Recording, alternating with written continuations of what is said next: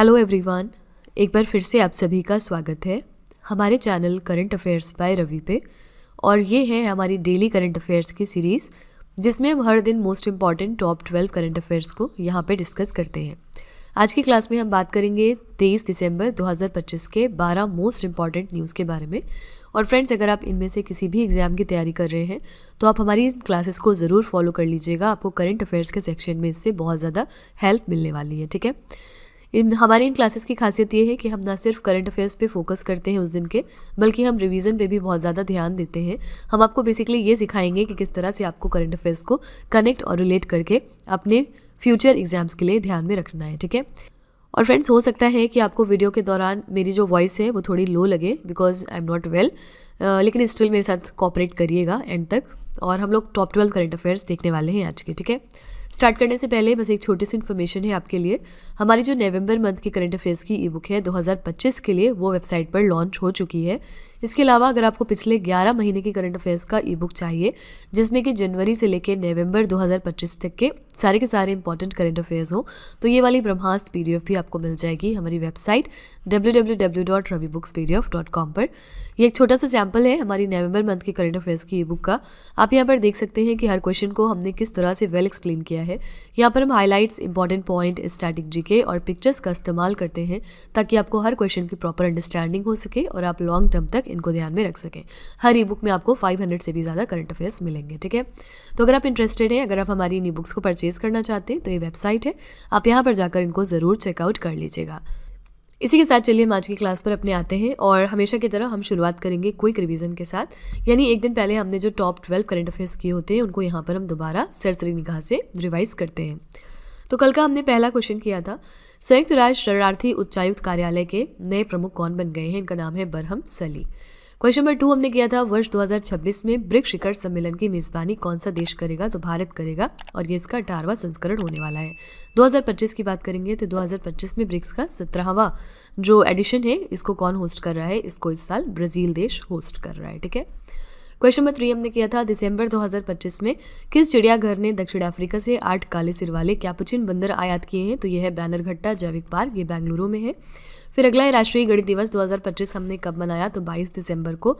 इस साल के लिए हमने थीम रखी मैथमेटिक्स, आर्ट एंड क्रिएटिविटी और mathematics for a better world, creativity in art and education, ठीक है। क्वेश्चन नंबर 5 हमने किया था, भारत का पहला समर्पित वन विश्वविद्यालय कहाँ पर स्थापित किया जाएगा? तो ये उत्तर प्रदेश के गोरखपुर में स्टैब्लिश होगा। नेक्स्ट है, दिसंबर 2025 में लोकसभा में पारित वीबी ग्राम जी विधेयक के तहत ग्रामीण परिवारों को एक वर्ष में कितने दिनों के रोजगार की वैधानिक गारंटी दी जाएगी? तो 125 दिनों की। और इस स्कीम का फुल फॉर्म अब क्या हो गया है? विकसित भारत गारंटी फॉर रोजगार एंड आजीविका मिशन ग्रामीण बिल 2025, ठीक है। और ये किसको रिप्लेस कर रहा है? Mahatma Gandhi national rural employment guarantee scheme को, ठीक है। नेक्स्ट था, टेनिस प्रीमियर लीग 2025 का जो सीजन 7 था उसका खिताब किस टीम ने जीत लिया है? तो GS दिल्ली एसेस ने। इसमें उप विजेता टीम कौन सी रही? यश मुंबई ईगल्स, ठीक है। ये इवेंट कहाँ पर हुआ? भारत के अहमदाबाद शहर में। क्वेश्चन नंबर 8 हमने किया था, दिसंबर 2025 में किस राज्य में चन्ना भोई नाम की स्नेक हेड मछली की एक नई प्रजाति खोजी गई? तो ये मेघालय राज्य से डिस्कवर हुई है। क्वेश्चन नंबर 9 हमने किया था, विश्व डोपिंग रोधी एजेंसी वाडा की रिपोर्ट के अनुसार भारत को ग्लोबल डोपिंग उल्लंघन में कौन सा स्थान प्राप्त हुआ है? तो पहला, यानी हम डोपिंग में उल्लंघन करने के मामले में पहले स्थान पर आते हैं। क्वेश्चन नंबर 10 हमने किया था, जनवरी 2026 से एयरटेल इंडिया के नए प्रबंध निदेशक और CEO कौन बनेंगे? तो ये है शाश्वत शर्मा। क्वेश्चन नंबर 11 हमने किया था, 2025 के WTA player of the year का पुरस्कार किसने जीत लिया है? तो आरियाना सबालेंका ने, और ये बेलारूस के लिए खेलती हैं। और लास्ट प्रश्न हमने किया था, ग्लोबल बैंकिंग दिग्गज JP मॉर्गन ने किस शहर में एशिया का सबसे बड़ा ग्लोबल कैपेबिलिटी सेंटर स्थापित करने की घोषणा करी है? तो ये अपना सबसे बड़ा एशिया का ग्लोबल कैपेबिलिटी सेंटर इंस्टॉल करेंगे मुंबई शहर में, ठीक है। तो फ्रेंड्स, ये हमारी टॉप 12 करंट अफेयर्स थे कल के। अगर आपको इनको और ज़्यादा अच्छे तरीके से समझना है, अगर आप इनको और डिटेल में जानना चाहते हैं तो आप हमारा कल का लेक्चर ज़रूर रेफर करिएगा। हमने वहाँ पर हर क्वेश्चन को बहुत ही अच्छे तरीके से डिस्कस किया था, ठीक है। चलिए हम आज की क्लास पर अपने आते हैं और देखते हैं कि आज का पहला क्वेश्चन क्या है। पहला प्रश्न है, दिसंबर 2025 में किन 2 देशों ने सीरिया में ऑपरेशन हॉक आई स्ट्राइक नामक संयुक्त सैन्य अभियान चलाया है? कौन सी 2 कंट्रीज हैं जिन्होंने ये ज्वाइंट मिलिट्री ऑपरेशन रन किया जिसका नाम है ऑपरेशन हॉक आई स्ट्राइक? कहाँ पर? सीरिया में। करेक्ट आंसर हो जाएगा अमेरिका और जॉर्डन, ठीक है। बी ऑप्शन आपका बिल्कुल करेक्ट है। कौन से देश में चलाया गया ये ऑपरेशन? ये भी याद रखिएगा, सीरिया देश में। तो ऑपरेशन हॉक आई स्ट्राइक अमेरिकी और जॉर्डन की सेनाओं का एक संयुक्त सैन्य अभियान था। इसमें सीरिया भर में आईएसआईएस के ठिकानों पर भारी हवाई हमले शामिल थे, यानी हवाई हमले किए गए आईएसआईएस के ठिकानों पर। ठीक है, ये कार्रवाई सीरिया के पलमायरा शहर में आईएसआईएस के हमले के बाद की गई है। ओके, तो आपको याद रखना है दो चीज़ कि ऑपरेशन जो ये है हॉकाई स्ट्राइक, ये कौन से देश में लॉन्च हुआ, तो सीरिया में। कौन से दो देशों ने मिलकर किया है, तो अमेरिका और जॉर्डन ने। ठीक है, अलग अलग जो time to time operations launch होते रहते हैं उनको आपको ज़रूर ध्यान में रखना चाहिए। जैसे कि यहाँ पे एक ऑपरेशन है जिसका नाम है ऑपरेशन ब्रह्मा, और इसको लॉन्च किया था सेंट्रल गवर्नमेंट ने पिछले दिनों। किस देश की हेल्प के लिए, तो म्यांमार देश की हेल्प के लिए। ठीक है, क्यों? क्योंकि म्यांमार में एक भारी अर्थक्वेक आया था। ठीक है, तो म्यांमार देश की मदद करने के लिए जो ऑपरेशन ब्रह्मा है ये सेंट्रल गवर्नमेंट ने लॉन्च किया था। ठीक है, तो इस तरह से आपको ऑपरेशंस के नाम याद रखने चाहिए और किस पर्पज़ के लिए उसको लॉन्च किया गया ये याद रखना चाहिए, और किसने लॉन्च किया ये भी इंपॉर्टेंट है। इसी चीज़ को ध्यान में रखते हुए चलिए हम कुछ 2025 के जो प्रमुख ऑपरेशन है उनको एक बार रिवाइज कर लेते हैं। पहला है, इंटरपोल और विश्व सीमा शुल्क संगठन ने किस ऑपरेशन के तहत 30,000 जीवित जानवरों को तस्करी से बचाया, तो ये था ऑपरेशन थंडर 2025 का। नेक्स्ट है, भारत ने चक्रवात दितवा से प्रभावित श्रीलंका को मानवीय सहायता और बचाव कर्मी भेजने के लिए कौन सा ऑपरेशन शुरू किया था, इसका नाम था ऑपरेशन सागर बंधु। नेक्स्ट है, केंद्रीय सुरक्षा बलों ने किस राज्य में माओवादियों के पुनरुत्थान के प्रयासों को विफल करने के लिए ऑपरेशन संभव की शुरुआत करी, तो यह है आंध्र प्रदेश की सरकार। नेक्स्ट है, किस देश ने बड़े भ्रष्टाचार का पर्दाफाश करने के लिए ऑपरेशन मिडास को शुरू किया, तो ये है यूक्रेन देश। किस देश ने नार्को आतंकवादी नेटवर्क को खत्म करने के लिए ऑपरेशन सदर्न स्पीयर की शुरुआत करी थी, तो ये है संयुक्त राज्य अमेरिका। नेक्स्ट है, स्वर्णमुखी नदी के पुनरुद्धार और संरक्षण के लिए एक व्यापक परियोजना जिसका नाम है ऑपरेशन स्वर्ण, ये किस राज्य ने शुरू किया था, तो आंध्र प्रदेश की सरकार ने। अगला है, किस ऑपरेशन के तहत भारत ने पाकिस्तान के आतंकवादी ठिकानों पर हमला किया था, तो ये ऑपरेशन सिंदूर जो बहुत ही फेमस हुआ था, और ये कब किया गया था, जब हमारे यहाँ पर पहलगाम अटैक हुआ था उसके जस्ट बाद। ठीक है, फिर है, भूकंप से तबाही के बीच म्यांमार की मदद के लिए भारत ने किस ऑपरेशन को शुरू किया, अभी पीछे हमने डिस्कस किया, ये था ऑपरेशन ब्रह्मा। नक्सलियों का उन्मूलन करने और माओवाद की राजनीतिक विचारधारा को खत्म करने के लिए केंद्र सरकार ने किस ऑपरेशन की शुरुआत करी थी, तो ये है ऑपरेशन कगार। ठीक है, ये आपके 2025 के मोस्ट इंपॉर्टेंट ऑपरेशन हैं जिनके बारे में एग्जाम में पूछा जा सकता है, आपको इनको ध्यान में रखना है। क्वेश्चन नंबर 2 पे चलते हैं। दिसंबर 2025 में नासा के 15वें प्रमुख के रूप में किसे नियुक्त किया गया है, तो 15th चीफ यानी एडमिनिस्ट्रेटर कौन बन गए हैं नासा के लिए, करेक्ट आंसर हो जाएगा जेरेड इसाकमैन। ठीक है, ये क्वेश्चन आपके लिए बहुत ज़्यादा इंपॉर्टेंट है। जेरेड इसाकमैन जो है ये बन गए हैं नए 15th नंबर के एडमिनिस्ट्रेटर नासा के लिए। तो अमेरिकी अरबपति उद्यमी और निजी अंतरिक्ष यात्री हैं जेरेड इसाकमैन। इनको नासा के 15वें प्रशासक या प्रमुख के रूप में नियुक्त किया गया। ठीक है, नासा के बारे में बात करेंगे तो नासा का फुल फॉर्म है national aeronautics and space administration, यानी राष्ट्रीय वैमानिकी और अंतरिक्ष प्रबंधन। नासा यूएसए की स्पेस एजेंसी का नाम है। इसका गठन हुआ था 29 जुलाई 1958 को। इसका मुख्यालय है वॉशिंगटन डीसी में, और इसका मोटो क्या है, for the benefit of all. ठीक है, तो नासा कौन से देश की स्पेस एजेंसी का नाम है, यूएसए की। ठीक है, करेक्ट आंसर यहाँ पर हो जाएगा बी ऑप्शन, जेरेड इसाकमैन। नासा के बारे में एक इंपॉर्टेंट करंट अफेयर्स इस साल का हम क्या जानते हैं। नासा बहुत ज़्यादा न्यूज़ में आया था बिकॉज ऑफ निसार मिशन। ठीक है, निसार कौन से दो देश का मिशन था, इंडिया और यूएसए, क्योंकि इंडिया भी इन्वॉल्व है इसलिए ये आपके एग्जाम्स में पूछा जा सकता है। ठीक है, तो इसका फुल फॉर्म क्या था, NASA ISRO synthetic aperture radar, और निसार मिशन जो है इसको इसी साल लॉन्च किया गया है, इसलिए क्वेश्चन आपके एग्जाम में आ सकता है। ओके, निसार के बारे में एक छोटा सा वीडियो है हमारे channel current affairs by Ravi पे, आप वहाँ पर जाकर इसकी पूरी डिटेल्स ज़रूर देख लीजिएगा क्योंकि ये इस साल का one of the hot current affairs है। ठीक है, क्वेश्चन नंबर 3 पे चलते हैं। फीफा इंटरकॉन्टिनेंटल कप 2025 का खिताब किस टीम ने जीत लिया है। फीफा इंटरकॉन्टिनेंटल कप 2025 का टाइटल जीता है पेरिस सेंट जर्मन टीम ने। डी ऑप्शन आपका करेक्ट हो जाएगा। यूरोपीय फुटबॉल के दिग्गज क्लब पेरिस सेंट जर्मन ने फ्लेमिंगो को पेनल्टी शूटआउट में 2-1 से हराकर फीफा इंटरकॉन्टिनेंटल कप का खिताब जीत लिया। ये इवेंट हुआ था कहाँ पर, कतर में। ठीक है, तो किसने जीता है ये याद रखिएगा, पेरिस सेंट जर्मन ने, और किसको हराकर जीता है ये भी इंपॉर्टेंट है, तो इन्होंने फाइनल्स में फ्लेमिंगो को हराया था। ठीक है, करेक्ट आंसर है डी ऑप्शन। फीफा से रिलेटेड जो भी चीज़ें रहती हैं उनको ज़रूर ध्यान में रखा करिए। फीफा एक इंपॉर्टेंट बॉडी है, इससे रिलेटेड जो भी चैंपियनशिप है, जो भी अवार्ड्स हैं, वो सब आपके एग्जाम में पूछे जाते हैं।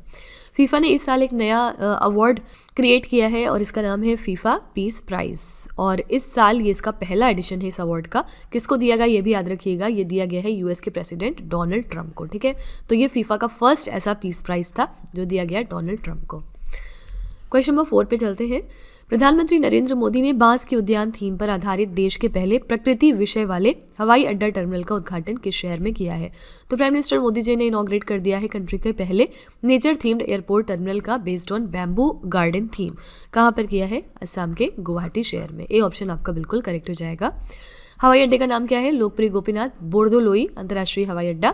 इसे बांस के उद्यान और ऑर्किड थीम पर डिजाइन किया गया। ठीक है, इसके निर्माण में लगभग 140 मैट्रिक टन स्थानीय पूर्वोत्तर बांस का उपयोग किया गया है। टर्मिनल के भीतर एक स्काई फॉरेस्ट भी बनाया गया है जिसमें करीब 1 लाख स्वदेशी पौधे लगाए गए। ठीक है, तो ये ऐसा पहला आपका नेचर थीम्ड एयरपोर्ट टर्मिनल है जो कि बैम्बो गार्डन थीम पर बना हुआ है और इसका इनॉग्रेशन किया है प्राइम मिनिस्टर मोदी जी ने। कहाँ पर? असम के गुवाहाटी शहर में। ठीक है, इसी तरह से कौन सा एक एयरपोर्ट है, कौन सी कंट्री का एयरपोर्ट है जहां पर वाईफाई 7 टेक्नोलॉजी को इंस्टॉल कर दिया है उस देश ने? करेक्ट आंसर हो जाएगा ओमान देश। ठीक है, ओमान देश जो है इन्होंने अपना वाईफाई 7 जो है वो इंस्टॉल कर दिया है अपने एयरपोर्ट पे। ये क्वेश्चन याद रखिएगा। ओमान के बारे में एक और इंपॉर्टेंट बात हम क्या जानते हैं? ओमान देश ने इस साल का जो अपना हाईएस्ट ऑनर था वो प्राइम मिनिस्टर मोदी जी को दिया है। ठीक है, और किस देश ने अभी दिसंबर में मोदी जी को ओमान के अलावा अपना हाईएस्ट ऑनर दिया? तो ये देश था एथियोपिया। ठीक है, देख रहे हैं आप किस तरह से आपको करंट अफेयर्स को याद रखना है। ओमान और एथियोपिया 2 देश हैं जिन्होंने दिसंबर मंथ में अपना highest honour prime minister Modi ji को दिया। अब एथियोपिया पे आएंगे तो एथियोपिया के बारे में हम कौन सा करंट अफेयर्स जानते हैं? एथियोपिया जो है वो COP 32 को होस्ट करेगा। कब करेगा? 2027 में। ठीक है, और COP 31 की अगर हम बात करेंगे 2026 में तो इसको होस्ट करेगा टर्की देश। ठीक है, और COP 30 पर अगर हम आएंगे तो COP 30 को 2025 में होस्ट किया था ब्राज़ील के बेलेम शहर ने, यानी ब्राज़ील देश ने। ठीक है, अब ब्राज़ील पे आएंगे तो ब्राज़ील के बारे में आप क्या जानते हैं? ब्राज़ील जो देश है ये 17वें ब्रिक्स शिखर सम्मेलन का भी होस्ट था इस साल। ठीक है, और अगले साल जो 18th नंबर का हमारा ब्रिक्स समिट है वो कौन होस्ट करेगा? इंडिया। ठीक है, तो आई एम श्योर कि आपको कोई कन्फ्यूज़न नहीं हो रहा होगा। अगर आप हमारी डेली करंट अफेयर्स की क्लासेस को रेगुलरली करेंगे तो आप देखेंगे कि ये सारे क्वेश्चंस जो हैं ये आपको बहुत ईजी लगेंगे और आपको समझ में आएगा किस तरह से आपको चीज़ों को रिलेट करके याद में रखना है। ठीक है, क्वेश्चन नंबर 5 पे चलते हैं। द्विपक्षीय हवाई अभ्यास एविया इंद्र 2025 भारत और किस देश के बीच में आयोजित हुआ है? एविया इंद्र नाम की जो एक्सरसाइज है वो इंडिया और किस देश के बीच में ऑर्गेनाइज की गई? करेक्ट आंसर हो जाएगा डी ऑप्शन यहाँ पर रूस। ठीक है, तो द्विपक्षीय हवाई अभ्यास था यह एविया इंद्र और इसमें भारत और रूस 2 देश शामिल थे। भारतीय वायुसेना और रूसी संघ के एरोस्पेस फोर्स के बीच आपसी सहयोग, समझ और हवाई तालमेल को बढ़ाने के लिए ये एक्सरसाइज करवाई गई। शामिल विमान इसमें कौन से थे? तो इस अभ्यास में Su-30 MKI, तेजस IL-78 और Mi-17 हेलीकॉप्टर जैसे विमानों का उपयोग किया गया। ठीक है, तो एविया इंद्र नाम की जो एक्सरसाइज है इसमें भारत और रूस ने पार्टिसिपेट किया है। करेक्ट आंसर हो जाएगा डी ऑप्शन यहाँ पर Russia. America, France, Japan options हैं। आइए देखते हैं इनके साथ एक एक एक्सरसाइज कौन सी इंडिया करता है। अमेरिका के साथ हम बात करेंगे तो हम एक एक्सरसाइज करते हैं जिसका नाम है वज्र प्रहार। ठीक है, ये एक बहुत फेमस एक्सरसाइज है जो हम अमेरिका के साथ करते हैं। इसके अलावा भी हम करते हैं, जैसे कि एक हो गई युद्ध अभ्यास, ये भी हम अमेरिका के साथ में करते हैं। ठीक है, फ्रांस के साथ हम बात करेंगे तो फ्रांस के साथ हम शक्ति नाम की एक्सरसाइज करते हैं। और यहाँ पर जापान ऑप्शन में है, जापान के साथ हम करते हैं जीमेक्स नाम की एक्सरसाइज। और इसके अलावा एक और एक्सरसाइज करते हैं जिसका नाम है थर्मा गार्डियन। ठीक है, तो ये 2 एक्सरसाइज हो गई जो हम जापान देश के साथ में करते हैं। ओके, तो अभी हम लोग चाहें तो आंसर देख के तुरंत आगे बढ़ सकते हैं, लेकिन ऑप्शंस को भी इस तरह एनालाइज करने की कोशिश किया करिए। क्वेश्चन नंबर 6 पे चलेंगे। पर्यावरण पर्यटन स्थलों पर प्लास्टिक प्रदूषण को नियंत्रित करने के लिए किस राज्य सरकार ने ग्रीन डिपॉजिट योजना की शुरुआत करी है? ग्रीन डिपॉजिट स्कीम जो है वो लॉन्च कर दी है मेघालय की सरकार ने। पर्पस है जो भी इनके यहाँ पर इको टूरिज्म स्पॉट्स हैं वहाँ पर प्लास्टिक पोल्यूशन को कंट्रोल करना या खत्म करना। ओके, तो मेघालय ने अधिक पर्यटकों की भीड़ वाले पर्यावरण पर्यटन स्थलों में प्लास्टिक प्रदूषण को नियंत्रित करने के लिए ग्रीन डिपॉजिट योजना की शुरुआत करी है। ये योजना पर्यटकों द्वारा अपने कचरे की जिम्मेदारी लेने को सुनिश्चित करने के लिए एक सरल जमा वापसी सिद्धांत पर काम करती है। ठीक है, तो यहाँ पर सिंपली याद रखिएगा कि मेघालय की सरकार ने लॉन्च किया है ग्रीन डिपॉजिट स्कीम। पर्पस क्या है? प्लास्टिक पोल्यूशन को कंट्रोल करना इको टूरिज्म स्पॉट्स पे। ठीक है, इसके अलावा एक कौन सा नॉर्थ ईस्टर्न राज्य है हमारा जिसको हाल ही में जिंजर कैपिटल डिक्लेयर कर दिया है इंडिया ने? करेक्ट आंसर हो जाएगा मिजोरम। ठीक है, मिजोरम बन गई है हमारी जिंजर कैपिटल। रीजन क्या है? यहाँ पर हाई क्वालिटी के जिंजर्स प्रोड्यूस होते हैं। ठीक है, क्वेश्चन नंबर 7 है। अंतरिक्ष में जाने वाली पहली व्हीलचेयर उपयोगकर्ता कौन बन गई है? फर्स्ट व्हीलचेयर यूजर कौन बनी जिन्होंने स्पेस में ट्रेवल किया? करेक्ट आंसर हो जाएगा बी ऑप्शन मिची बेंटहॉस। ठीक है, बी ऑप्शन करेक्ट है। मिची बेंटहॉस यूरोपियन स्पेस एजेंसी में एरोस्पेस इंजीनियर है। वो जेफ बेजोस की कंपनी ब्लू ओरिजिन के न्यू शेपर्ड NS-37 मिशन में शामिल हैं जो दिसंबर 2025 में वेस्ट टेक्सास से लॉन्च हुआ था। ठीक है, इस उड़ान में उनके साथ 5 अन्य यात्री हैं जिनमें स्पेस एक्स के पूर्व अधिकारी हंस कोइनिक्स मैन भी शामिल हैं। ठीक है, तो आपको याद रखना है कि फर्स्ट व्हीलचेयर यूजर बन गई हैं जो कि स्पेस में गई थी ट्रेवल करने। क्या नाम है इनका? मिची बेंटहॉस। ठीक है, देखिए ये क्वेश्चन अपने में क्यों इंपॉर्टेंट है, क्योंकि व्हील चेयर यूज़र थी ये, और दूसरी चीज़ ये कि फीमेल है, ठीक है। तो ये क्वेश्चन बहुत ज़्यादा इंपॉर्टेंट है आपके लिए। कहीं पर भी अगर कोई फीमेल ऐसा कारनामा दिखाएंगी तो वो क्वेश्चन डेफिनेटली बहुत इंपॉर्टेंट है, ठीक है। इसी तरह से हमने पिछले दिनों मई में चोनजिन अंगमो के बारे में पढ़ा था, और ये क्यों इंपॉर्टेंट है, क्योंकि ये जो है फर्स्ट ब्लाइंड वुमेन बनी थी जिन्होंने माउंट एवरेस्ट को फतह किया था, ठीक है। इसी के साथ ये मतलब पहली विजुअली इम्पेयर्ड माउंटेनियर थी, और कौन से राज्य को बिलोंग करती हैं, हिमाचल प्रदेश से। तो ये क्वेश्चन बहुत इंपॉर्टेंट है कि फर्स्ट ब्लाइंड वुमेन है जिन्होंने माउंट एवरेस्ट को फतह किया इंडिया से, और ये कौन से राज्य से हैं, हिमाचल प्रदेश से, ठीक है। क्वेश्चन नंबर 8 है, प्रधानमंत्री मोदी जी ने WHO के दूसरे वैश्विक पारंपरिक चिकित्सा शिखर सम्मेलन 2025 के दौरान कौन सा एक डिजिटल प्लेटफॉर्म है जिसको कि लॉन्च किया है। तो यहाँ पर पूछा जा रहा है कि प्राइम मिनिस्टर मोदी जी ने लॉन्च कर दिया है कौन सा एक पोर्टल, कहाँ पर, ड्यूरिंग द WHO के second global traditional medicine summit. Correct answer हो जाएगा माई आयुष इंटीग्रेटेड सर्विसेज पोर्टल, ठीक है। तो प्रधानमंत्री मोदी जी ने नई दिल्ली के भारत मंडपम में आयोजित दूसरे WHO वैश्विक पारंपरिक चिकित्सा शिखर सम्मेलन के दौरान 3 इंपॉर्टेंट डिजिटल प्लेटफॉर्म लॉन्च किए हैं। पहला है माई आयुष इंटीग्रेटेड सर्विसेज पोर्टल, दूसरा है आयुष मार्ग, और तीसरा है ट्रेडिशनल मेडिसिन ग्लोबल लाइब्रेरी, ठीक है। इस इवेंट के लिए थीम क्या रखी गई थी, संतुलन की बहाली, स्वास्थ्य और कल्याण का विज्ञान और अभ्यास, यानी restoring balance, the science and practice of health and wellbeing, ठीक है। तो यहाँ पर इन तीनों प्लेटफॉर्म्स को प्राइम मिनिस्टर मोदी जी ने इस इवेंट पे लॉन्च किया। आपको याद रखना है कि ये WHO का जो second global traditional medicine summit है ये हुआ था हमारी नई दिल्ली में। इसी के साथ जो इनका पहला ऐसा ग्लोबल ट्रेडिशनल मेडिसिन समिट था वो भी इंडिया के अंदर ही हुआ था, लेकिन कहाँ पर हुआ था, गुजरात के गांधीनगर में, ठीक है। तो ये इसका WHO का ऐसा सेकेंड इवेंट है। WHO की यहाँ पर बात करेंगे तो इसका हेडक्वार्टर है स्विट्जरलैंड के जेनेवा शहर में। क्वेश्चन नंबर 9 पे चलते हैं। टर्नर पुरस्कार 2025 जीतने वाली पहली सीखने की अक्षमता वाली कलाकार कौन बन गई है। फर्स्ट आर्टिस्ट कौन बनी विद लर्निंग डिसेबिलिटी जिन्होंने टर्नर प्राइज 2025 जीत लिया है। करेक्ट आंसर है नैना कालू, सी ऑप्शन, ठीक है। तो स्कॉटिश कलाकार है नैना कालू, और इन्होंने टर्नर पुरस्कार जीतने वाली सीखने की अक्षमता वाली पहली कलाकार बनने का गौरव हासिल कर लिया है। उन्हें ब्रिटेन के 2025 के सांस्कृतिक शहर ब्रैडफोर्ड में आयोजित एक समारोह में 25,000 पाउंड का पुरस्कार दिया गया, ठीक है। तो इन्होंने कौन सा अवार्ड जीता इंपॉर्टेंट इस साल का, टर्नर प्राइज 2025। कई बार एग्जाम में सिर्फ आपसे ये पूछ लिया जाता है कि पर्टिकुलर जो प्राइज है वो किस चीज़ से रिलेटेड है। जैसे कि मैंने आपको बहुत बार बताया है कि जो एबल प्राइज है कई बार एग्जाम में पूछा गया कि किस फील्ड में दिया जाता है, तो मैथमेटिक्स की फील्ड में, ठीक है। इसी तरह से एक और इंपॉर्टेंट प्राइज आता है प्रिट्जकर प्राइज। प्रिट्जकर प्राइज जो है वो किस फील्ड में दिया जाता है, वो आर्किटेक्चर की फील्ड में दिया जाता है, ठीक है। एबल प्राइज की बात करेंगे तो इस साल के विनर इसके कौन थे, इनका नाम था मसाकी काशीवारा, और ये कौन से देश को बिलोंग करते हैं, तो मसाकी काशीवारा जो है ये जापान देश से हैं, ठीक है। क्वेश्चन नंबर 10 पे चलते हैं। हार्पर कॉलिंस इंडिया ने सलमान खान पर लिखी गई पुस्तक Salman Khan the sultan of Bollywood का विमोचन किया, इसके लेखक कौन है। तो हार्पर कॉलिंस इंडिया ने रिलीज कर दी है बुक जिसका नाम है Salman Khan the sultan of Bollywood. इस किताब को लिखा है मोहर बसु ने, सी ऑप्शन आपका बिल्कुल करेक्ट हो जाएगा। इसमें और कोई डिटेलिंग आपको याद रखने की जरूरत नहीं है, सिंपली याद रखिएगा कि इस किताब को लिखा है मोहर बसु ने। कोई भी इंपॉर्टेंट पर्सनैलिटी अगर किताब लिखते हैं तो वो इंपॉर्टेंट है, दूसरा अगर किसी इंपॉर्टेंट पर्सनैलिटी के ऊपर वो किताब लिखी जाती है तो वो भी एग्जाम में पूछी जाती है, ठीक है। आइए हम 2025 के कुछ इंपॉर्टेंट पुस्तकें और लेखक रिवाइज कर लेते हैं। पहला है the loneliness of Sonia and Sunny नाम की पुस्तक जो है, इसकी लेखिका कौन है, Kiran Desai. Same heart same world नामक पुस्तक को लिखा है डॉक्टर मनीषा वी रमेश ने। They will shoot you madam my life through conflict नाम की पुस्तक लिखी है हरिंदर बावेजा ने। Mahatma Gandhi and the environment analysing Gandhian environmental thought नाम की पुस्तक के लेखक हैं जॉन एस मूलकट्टू और TN खुशू। रक्षा मंत्री राजनाथ सिंह द्वारा लॉन्च की गई after me chaos astrology in the Mughal empire नाम की किताब लिखी है MJ अकबर ने। Above and beyond exploring the amazing world of aviation नाम की पुस्तक लिखी है शिव कुमार मोहनका ने। संस्मरण 107 डेज की लेखिका है कमला हैरिस, ठीक है। तो कमला हैरिस क्योंकि एक कोई इंपॉर्टेंट पर्सनैलिटी है तो ये कोई भी किताब लिखेंगे तो वो एग्जाम में आ सकती है, इसको जरूर ध्यान में रखिएगा। क्वेश्चन नंबर 11 है सार्वजनिक नेतृत्व श्रेणी में 28वें श्री चंद्र शेखरेंद्र सरस्वती राष्ट्रीय उत्कृष्टता पुरस्कार 2025 से किसे सम्मानित किया गया। ये 28th एडिशन था श्री चंद्र शेखरेंद्र सरस्वती नेशनल एमिनेंस अवार्ड का, और पब्लिक लीडरशिप कैटेगरी में ये अवार्ड दिया गया हेमंत बिस्व शर्मा को। सी ऑप्शन आपका करेक्ट है, ठीक है। असम के मुख्यमंत्री हैं डॉक्टर हेमंत बिस्व शर्मा। इनको मुंबई में दक्षिण भारतीय शिक्षा सोसाइटी द्वारा 28वें श्री चंद्र शेखरेंद्र सरस्वती राष्ट्रीय उत्कृष्टता पुरस्कार से सम्मानित किया गया था।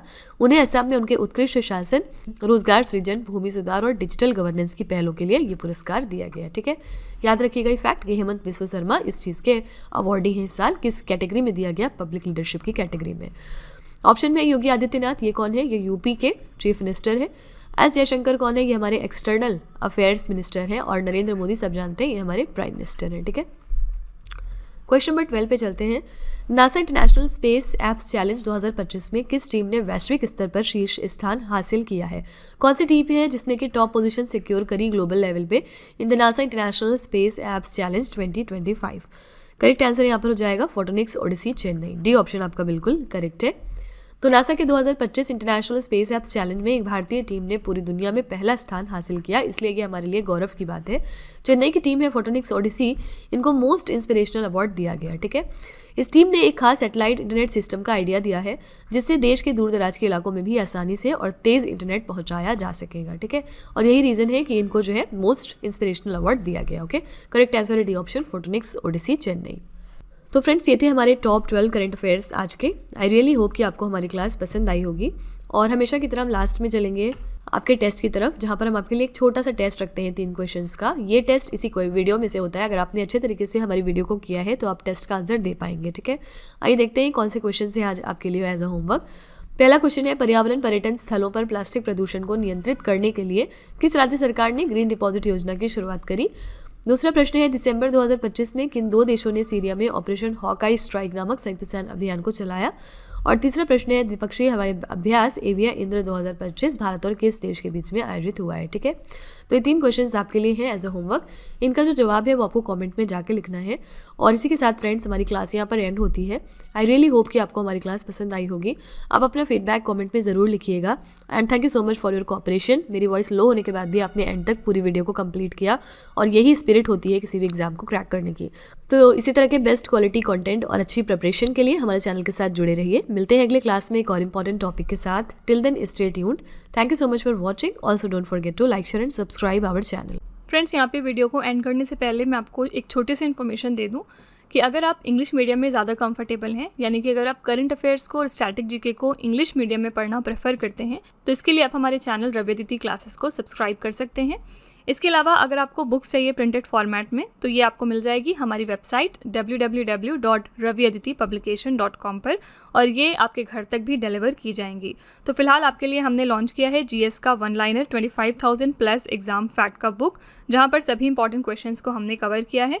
साथ ही यहाँ पे आपको जनरल साइंस, जीके और एनसीईआरटी के नोट्स वगैरह भी मिल जाएंगे। इसके अलावा अगर आपको ई बुक्स चाहिए तो ये आपको ईमेल के थ्रू इंस्टेंटली डिलीवर की जाएगी, और ये मिलेगी आपको हमारी वेबसाइट www.ravibookspdf.com पर। तो यहाँ पर आप देख सकते हैं कि जनवरी से लेकर मई, यानी कि लास्ट 5 मंथ का करंट अफेयर्स का ई बुक हमने लॉन्च किया है आपके लिए। इसके अलावा मंथली और ईयरली ई बुक्स भी मिल जाएंगी। साथ ही 11,000 प्लस जीके जीएस का बुक भी आपके लिए अवेलेबल किया गया है। ठीक है, तो अगर आपको इनमें से कोई भी ई बुक चाहिए तो इस वेबसाइट पर जाके आप इनको परचेज कर सकते हैं। साथ ही ये हमारा मोबाइल एप्लीकेशन है जिसका नाम है रवि स्टडी ऐप। अगर आपको इस वीडियो का फ्री पीडीएफ चाहिए तो आप यहाँ पर जाके इसको डाउनलोड कर सकते हैं। इस एप्लीकेशन में और भी चीज़ें हैं आपके लिए, जैसे कि जीएस की टेस्ट सीरीज़, करंट अफेयर्स के नोट्स, यूट्यूब के वीडियो नोट्स, करंट अफेयर्स की ई बुक्स, जीके जीएस की ई बुक्स एटसेट्रा। ठीक है, तो आप इस एप्लीकेशन को डाउनलोड करके फर्दर एक्सप्लोर कर सकते हैं।